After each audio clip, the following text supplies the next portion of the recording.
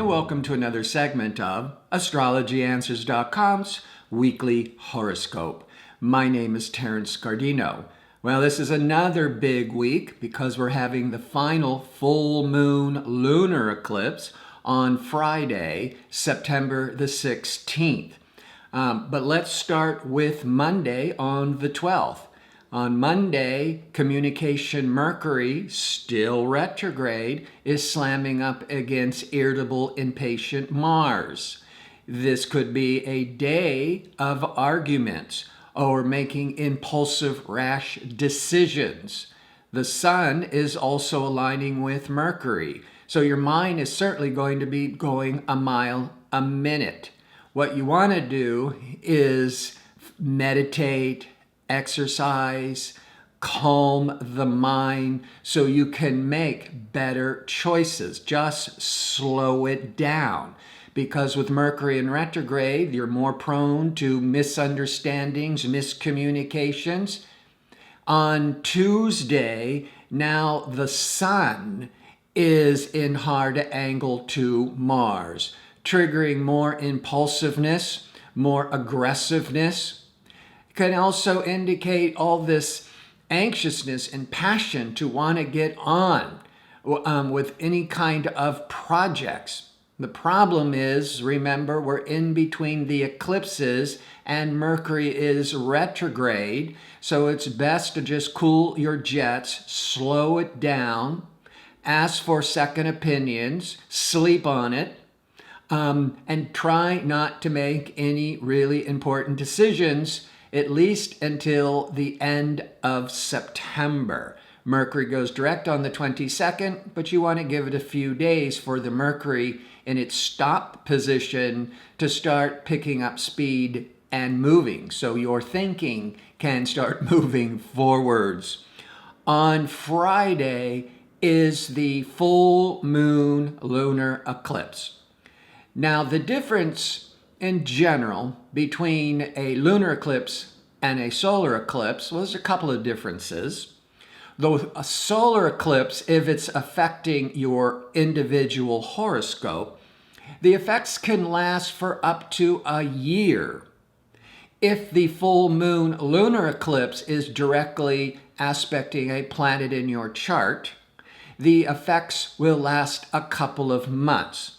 Think of the lunar eclipse as just an overly intense full moon, bringing a lot of emotions to a head. The other big difference between the solar eclipse and the lunar eclipse, the solar eclipse is a more personal, it's more about you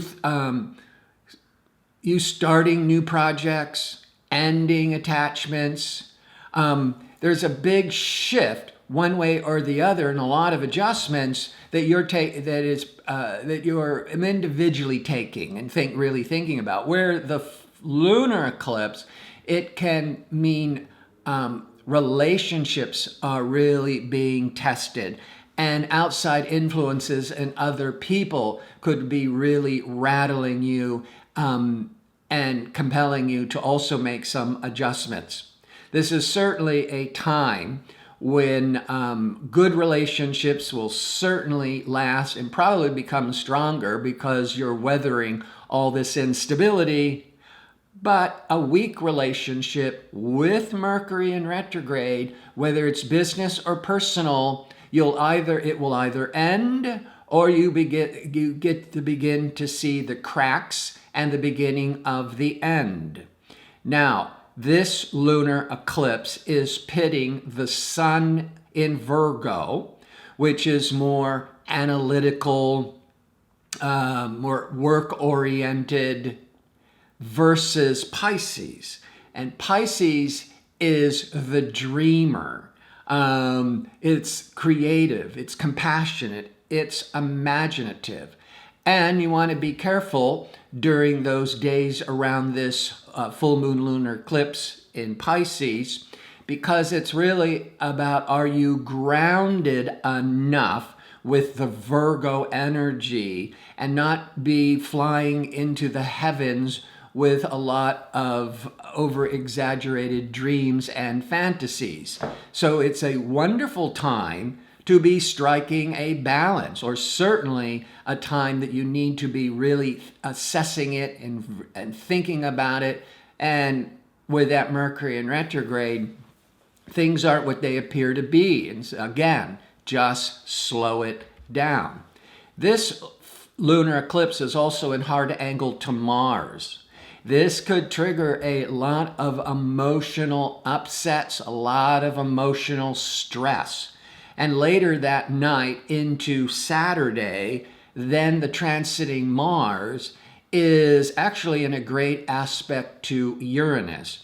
And this is where you're going to be feeling this motivation and the drive for adventure, to really go for it, to assert yourself, to be more aggressive and ambitious. But again, with all this energy and you're raring to go, I keep reminding you with Mercury in retrograde and these eclipse energies, and you don't want to make really important decisions during this month because of everything I'm mentioning. So many of you may be so impatient and excited and want to get on with new projects. It's just take your time, because there's more information that needs to be understood or gathered. So before I sign off, I want to remind you again that I'm available for one question through Astrology Answers for a nominal fee. You can find it on the website, or it's much easier if you're watching on the YouTube channel. In the description box underneath the video is usually a direct link to order the question. And the time of birth is so important, even an approximate time of birth. And please put it into the message again, just to make sure I have it correct. So I want to thank you for tuning in. I hope to see you next week with my next segment. Until then, stay calm.